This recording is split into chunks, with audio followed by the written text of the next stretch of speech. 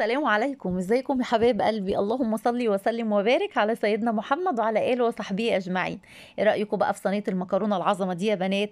احنا متفقين ان البشاميل هو الراعي الرسمي في كل بيت مصري، فاحنا لازم ندلعه ونعمله باشكال وطرق مختلفه. احنا عملنا صينيه مكرونه بشاميل باللحمه، احنا بقى النهارده هنعمل اجمد صينيه مكرونه بالفراخ. ايوه بالفراخ، انما يا بنات كانت جباره. بصوا كانت بتبظ كده وبتلظ، والبشاميل اللي كان فيها جوسي وكان طعمه حكايه. عجبت كل اللي كلوها، بتمنى تجربوها بطريقتي. ولايك وشير لو عجبكم الفيديو. ويلا بقى يا بنات عشان احنا مستعجلين. حله بقى على النار يا امارات، وهنحط فيها اي ماده دهنيه، وهنجيب بصلايه كبيره حلوه كده وهنفرمها في الكبه وننزل بيها. حلو، وبعد كده هنشوحها. وضحي كلامك يا ست رودي، يعني ايه نشوحها؟ عشان الامارات العرايس الجداد، يعني تدبل يا بنات. اول ما السمن او الزيت انا بحط سمنه على زيت يتقدح، هتنزلي بالبصله هتدبل يا بنات. هتجيبي النص كيلو بانيه او ربع كيلو بانيه بتمشي برضه، لان هنزود خضار فيها وهتبقى عظمه. بصوا هتقطعوها هتخرطوها، حابين تضربوها في الكبه زي اللحمه المفرومه اللي يريحك. انا قطعتها مكعبات ونزلت بيها على البصل، وبشرت جزرايه محترمه وطماطميتين محترمين وقرن فلفل سبايسي. هو لازم سبايسي يا رودي؟ ولا تزعلي خالص يا ست الكل، مفيش سبايسي حط قرن فلفل عادي. خرطت كل ده وحطيته بعد ما شوحت الفراخ. الفلفل الاسود لو مفيش في بيتي غير ملح وفلفل اسود هتمشي الوصفه وهتبقى زي الفل.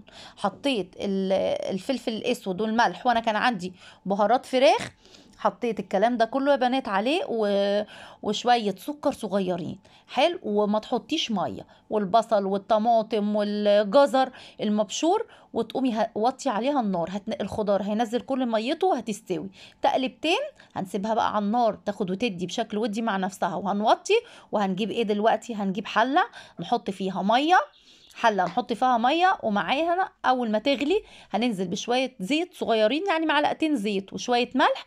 وانا الصينيه بتاعتي بتاخد كيس ونص مكرونه. حلو، يا اكبر صينيه في الطقم يا بنات. فانا سلقت كيس ونص مكرونه سلق العادي خالص، مش هنقول زياده او اقل. هم 10 دقايق وهتصفي المكرونه. ويا ريت تصفيها تحت اي طبق استانلس كده، لاني انا محتاجه ميه سلق المكرونه. هنجيب حله تانية على النار، هنحط فيها 4 معالق دقيق. هنحط فيها 4 معالق سمن معلش، ومعلقتين زيت كده. وهننزل ب4 معالق دقيق، حبينا نزود ممكن يبقوا 5 معالق دقيق بعد المادة الدهنية لما بعد المادة الدهنية لما تسخن. هننزل ب4 معالق أو 5 معالق دقيق على حسب. لو انت السمن كويسه كده والمعالق خدتيها كده واستكترتي فيها، تنزلي ب5 معالق دقيق. وتقلبي يا بنات كده، وتقعدي تقلبي شويه كده لما تشمي ريحه الدقيق. تشميه كده يا بنات يبقى تحمص معاكي، هتنزلي باللبن. هتنزلي بقى هنا ب4 كوبايات من لبن. وخدي بقى كوباية مية سلق المكرونة. والله يا بنات بتقلب كيان المكرونة، بتخليها جوسي. دي من ضمن الأسرار، مية سلق المكرونة. أيوان جربي يا ست الكل ومش هتندمي. حطي كوباية ونص من كوباية مية سلق المكرونة على البشاميل. ظبطي ملحك، لازم تلاقيها بالسمك اللي حضرتك شايفاه ده. ظبطي ملح انت وحاولي تحطي ملح خفيف للبشاميل، ما تزوديش الملح فيه. وبرده 1/4 معلقة سكر في البشاميل. ايوه انا ما بضيفش اي حاجه غير للبشاميل غير كده. عندك معلقه وش اللبن قشطه، وش اللبن حطيها، ما فيش خلاص. حلو كده بقى، احنا خلصنا المكرونه، خلصنا الفراخ، خلصنا البشاميل.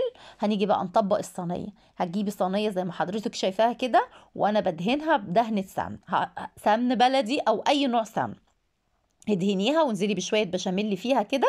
وحاولي يا بنات البشاميل ما يبقاش تقيل، كل البشاميل ما يبقى خفيف كده هيبقى جوسي لانه بيتقل لوحده. انزلي بشويه بشاميل يا بنات. بعد كده هننزل بالمكرونه. حلو، طبقه من المكرونه او هنقول نص المكرونه، وتظبطي كده مكرونتك. وتنزلي بالفراخ القمر دي. بصوا والله لو ربع كيلو هتملى الصينيه وتخليها زي الفل، بس انا عشان كان عندي نص كيلو عملته. نزلت بالفراخ وطبقه خفيفه، كان عندي ماكس جبن، حطيت طبقه خفيفه عليه. ونزلت بالطبقه التانية. وهننزل ببقيه البشاميل. غرقي بشاميل يا ست الكل اللي عندك، ورشه جبنه. دخليها على فرن ساخن مسبقا، رف اوسط درجه حراره 200. هتقعد بالظبط يعني ممكن تلت ساعة، لأن كل حاجة مستوية. ربع ساعة، بص حابة تسيبها ربع ساعة والخمس دقايق تحت الشواية زي ما حضرتك تحبي. انا سبتها بصراحة لان الفرن بتاعي كله حسب فرنه، يعني انا سبتها بالظبط نص ساعة، ربع ساعة. بعد ربع ساعة ابتديت اشوفها، سبتها 5 دقايق كمان، يعني قولوا نص ساعة ل5 دقايق، نص ساعة بنات. شغلت الشواية وطلعت باللون القمر اللي حضراتكم شايفينه ده، والله الكاميرا ظلمها جدا. لايك وشير لو عجبكم الفيديو. استودعكم الله الذي لا تضيع ودائعه.